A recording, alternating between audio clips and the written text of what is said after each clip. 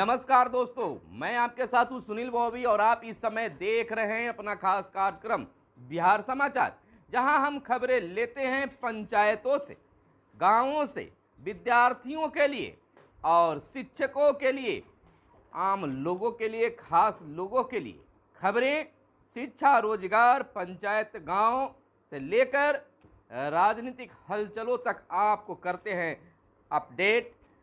प्रतिदिन आपके लिए हम खबरें लेकर आते हैं। आपसे कहना है कि अगर अब तक हमारे चैनल को आपने सब्सक्राइब नहीं किया है तो चैनल को जरूर सब्सक्राइब कर लीजिए और वीडियो पसंद आए तो लाइक जरूर कीजिएगा। सबसे पहली और बड़ी खबर हम बता देते हैं कि पंचायतों का विकास कार्य अब शुरू हो गया है। अब पंचायतों का विकास कितना हुआ इसका अब रेटिंग होगा। हर पंचायत का एक संकल्प होगा। यह बात केंद्रीय मंत्री गिरिराज सिंह का ऐलान है। यह एक ऐलान कह सकते हैं कि केंद्रीय मंत्री गिरिराज सिंह ने ऐलान किया है। केंद्र और राज्य सरकार का पूरा इसमें सहयोग भी मिलने जा रहा है। यानी कि अब गांव होगा चकाचक, पंचायतों में कितना विकास हुआ है इसका रेटिंग भी होगा। बिहार में हर पंचायत का एक संकल्प होगा कि वह किसी एक काम को अभियान चलाकर पूरा करेगी और उसे मॉडल के रूप में प्रस्तुत करेगी। साथ ही सतत विकास लक्ष्य के अनुरूप कार्य के आधार पर पंचायतों की रेटिंग भी होगी। केंद्रीय ग्रामीण विकास व पंचायती राज मंत्री गिरिराज सिंह ने यह ऐलान बीते दिन किया है।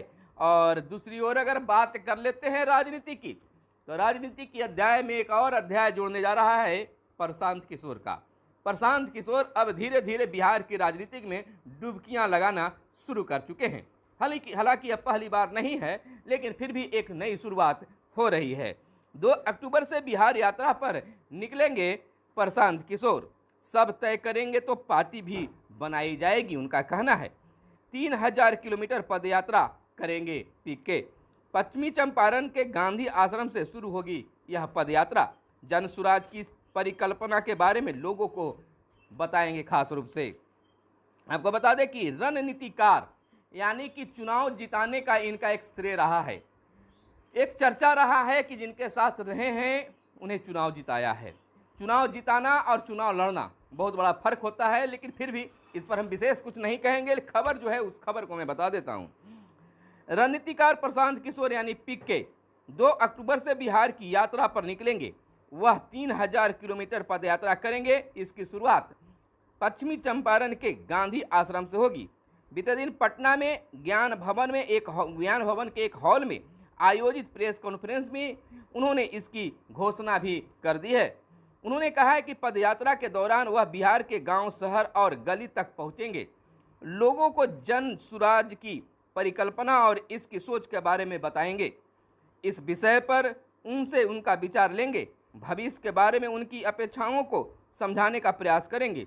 यह पदयात्रा 8 माह में 1 साल तक चलेगी। इस दौरान लोगों के घर घर जाएंगे, उनकी कुंडली खंगालेंगे, उनके दफ्तरों में जाएंगे और जन सुराज की परिकल्पना से जोड़ने का प्रयास भी करेंगे। और इधर बात कर लेते हैं केंद्र की, तो केंद्र के केंद्रीय गृह मंत्री अमित शाह का एक बयान आया है कि कोरोना की लहर खत्म होते ही CAA लागू करेंगे। भारत के गृह मंत्री अमित शाह ने बीते दिन कहा है कि कोरोना की लहर खत्म होते ही देश में नागरिकता संशोधन कानून CAA लागू करेंगे। सिलीगुड़ी में जनसभा के दौरान पश्चिम बंगाल के मुख्यमंत्री पर निशाना साधते हुए उन्होंने कहा, ममता दीदी इस बारे में भ्रम फैला रही हैं। वहीं शिकंजा कसा जा रहा है। करनाल से 4 संदिग्ध आतंकी गिरफ्तार हुआ है। मुख्यमंत्री ने 1202 करोड़ के 188 भवनों का किया है उद्घाटन। 697 करोड़ की लागत से बनने वाले 56 भवनों की आधारशिला रखी गई। आपको बता दें कि बिहार के मुख्यमंत्री ने इसको लेकर क्या कहा है। मिथिला चित्रकला संस्थान मधुबनी पेंटिंग को व्यावसायिक उपलब्धि दिलाने में महत्वपूर्ण भूमिका बिहार के मुख्यमंत्री नीतीश कुमार ने बताया है। उन्होंने कहा है भूमिका यहाँ महत्वपूर्ण खोज चीज़ें रखी जाएगी जिसे लोग देखेंगे, जानेंगे और कई चीज़ें सीखेंगे भी। आपको बताते चले कि मुख्यमंत्री नीतीश कुमार ने बीते दिन वीडियो कॉन्फ्रेंसिंग के माध्यम से 16 विभागों की 1202 करोड़ 39 लाख की लागत से नवनिर्मित 188 भवनों का उद्घाटन किया और 16 विभागों में 697 करोड़ 15 लाख से बनने वाले 56 भवनों को आधारशिला भी रखी। और इधर सांसद नवनीत राणा 13 दिनों के बाद रिहा। और जम्मू और कश्मीर में परिसीमन का काम हुआ पूरा। कुछ और खबरें जो आपको जानना जरूरी है। जांच में राज्य के 90% अंचलों में जमाबंदी में मिली गड़बड़ी।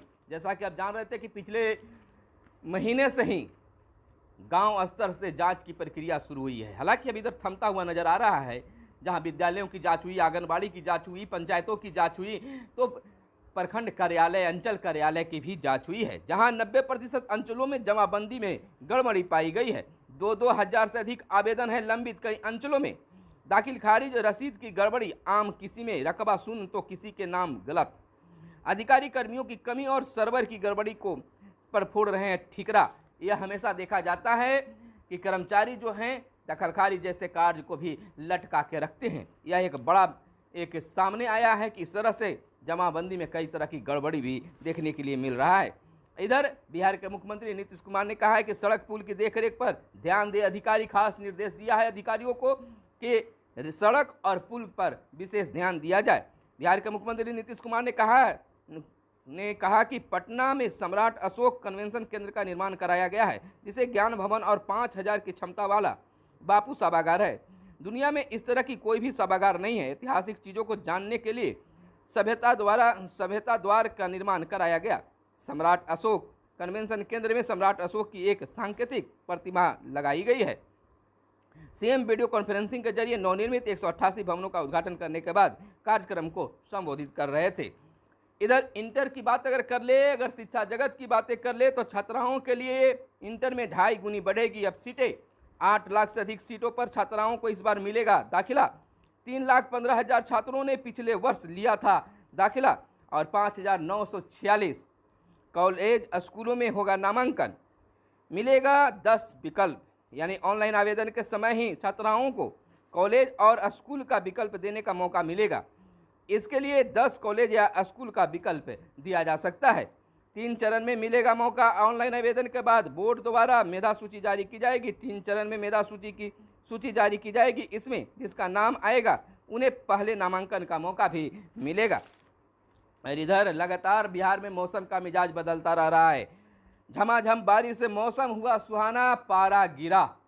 1-2 दिन से पारा नीचे बिहार में गिरा हुआ है। बारिश भी हुआ है, मौसम का मिजाज भी बदला है।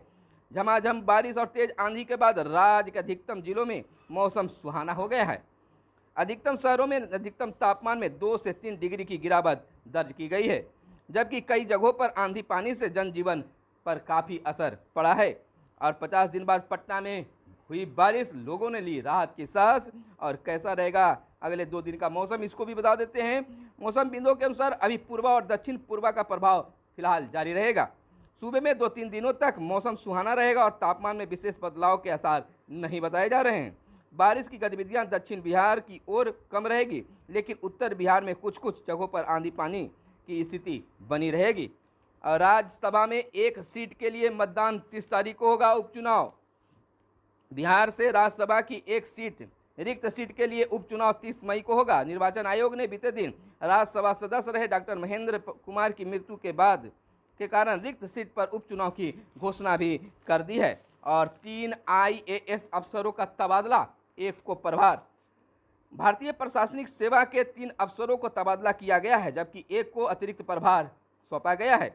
वित्त विभाग के सचिव धर्मेंद्र सिंह का तबादला बिहार शहरी आधारभूत संरचना विकास निगम लिमिटेड बुड़को के प्रबंधन निदेशक के पद पर किया है। पशु एवं मत्स्य संसाधन विभाग के विशेष सचिव केशलेंद्र कुमार राज्य स्वास्थ्य समिति के अपर कार्यपालक निदेशक बनाए गए हैं। और इधर लालू और नीतीश के 30 साल में नहीं बदला बिहार, प्रशांत किशोर का बड़ा बयान आया है। मैंने पहले ही बताया है कि एक बार फिर से बिहार की राजनीति में कुछ अलग दिखने जा रहा है। आज भी सबसे पिछड़ा और गरीब राज्य है बिहार। बिहार के विकास को नई सोच और नए प्रयास की जरूरत है, प्रशांत किशोर के अनुसार। और चुनावी रणनीतिकार प्रशांत किशोर ने कहा है कि पिछले 3 दशक में बिहार में लालू प्रसाद और नीतीश कुमार का राज रहा है। पहले 15 साल लालू प्रसाद और फिर अभी 15 वर्ष से नीतीश कुमार बिहार के मुख्यमंत्री हैं, पर इन 30 वर्षों में बिहार नहीं बदला। आज भी बिहार सबसे पिछड़ा और गरीब राज्य है। विकास में ज़्यादातर मानकों में बिहार सबसे नीचे के पायदान पर खड़ा है। यह मेरा नहीं बल्कि नीति आयोग का आकलन है।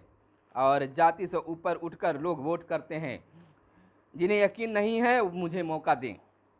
एक पोर्टल पर रहेगी स्वास्थ्य कार्यक्रमों की पूरी जानकारी। ग्रामीण क्षेत्रों में रोगों को तुरंत नियंत्रित करने में होगी आसानी। अभी अलग अलग है पोर्टल, यानी खास स्वास्थ्य विभाग एक पोर्टल लॉन्च करने जा रहे हैं, जहां पर खास तौर पर लोगों के द्वारा यह सुविधा मिलेगी, लोगों को सुविधा मिलेगी। और 7 IPS अफसर बदले भी गए हैं। पर्यटन स्थलों पर बनेंगे सेल्फी पॉइंट। लोग घूमने जाते हैं और सेल्फी के लिए खोजते हैं कि आखिर सेल्फी पॉइंट कहाँ है, तो बिहार सरकार अब पर्यटन स्थलों पर सेल्फी पॉइंट भी बनाने जा रही है।